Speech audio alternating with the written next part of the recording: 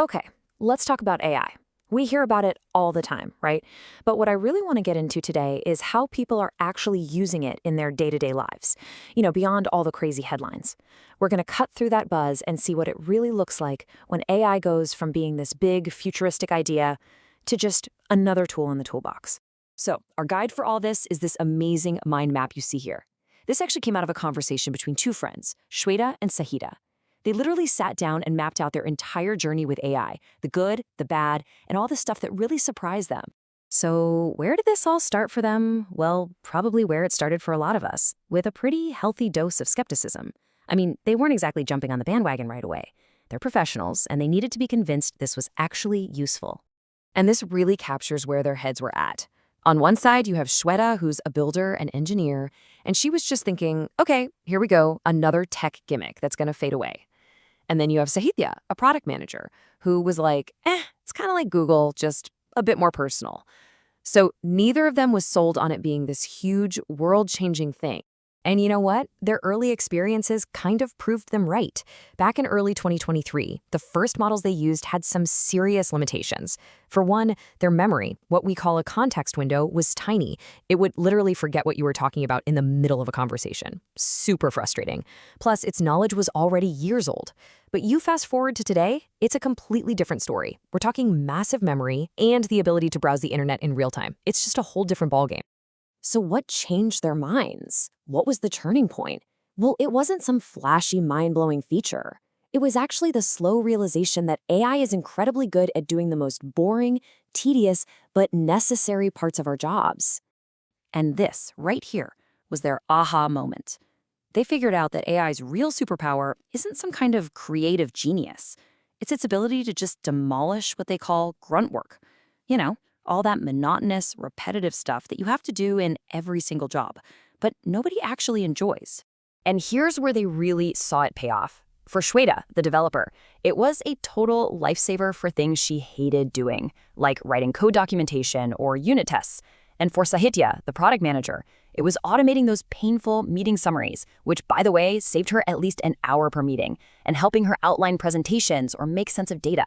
These are small wins, but they add up to a huge deal. I love this quote from Shweta because it's just so real. She says, "We love saying my code is self-explanatory," which 80% of the time, it's a big lie. And that's it, right? AI isn't just solving a technical problem here. It's solving a very human one. It's doing the stuff we all know we should do, but really don't want to. And this isn't just about feeling better, it has a measurable impact.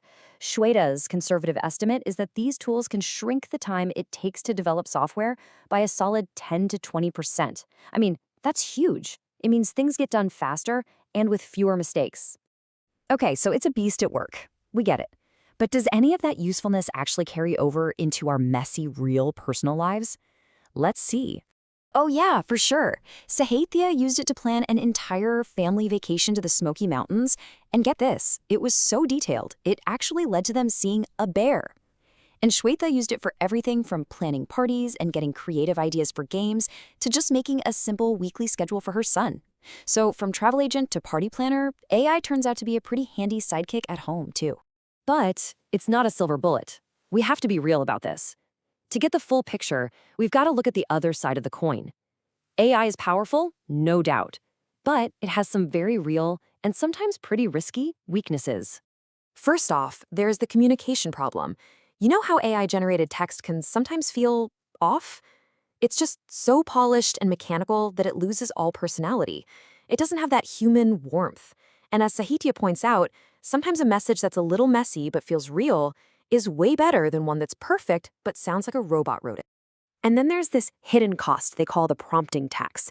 Basically, to get good stuff out of AI, you have to learn how to talk to it just right. It's a new micro skill, and that creates this constant math problem in your head. Is it actually going to be faster for me to write the perfect prompt, or should I just do the thing myself? And this is the big one. There are some serious high-risk zones where you just can't rely on AI. It has no idea about your company's specific security rules or the hidden weaknesses in your code. And don't even get me started on sensitive data. The bottom line is, for these critical areas, you absolutely need human judgment. It's non-negotiable. So when you weigh all the good stuff against the very real downsides, what's the big lesson here? How do we actually use this thing well without, getting burned by it? It really all comes down to this one brilliant idea, the intern model. Think of AI like a really smart, really enthusiastic intern. It's awesome for doing the heavy lifting, for getting you a first draft. But at the end of the day, you're the manager. You are responsible for that final product. You always have to review its work, validate it, and question it. And if you're feeling totally overwhelmed by how fast this stuff is changing, you're not alone. Shweta and Sahithya have a simple 4-step strategy. First, pick a home base, just a few trusted sources to follow. Then, focus on what's useful to you. Don't just chase every new shiny object. Third, learn by actually using it for tasks you're already doing. And finally, just talk to your friends. Use your own network to figure out what's actually worth your time. And that really brings us to the most important takeaway from their entire journey. It's this: use AI to shrink the grunt work, but don't ever outsource your judgment, your values, or your own unique voice.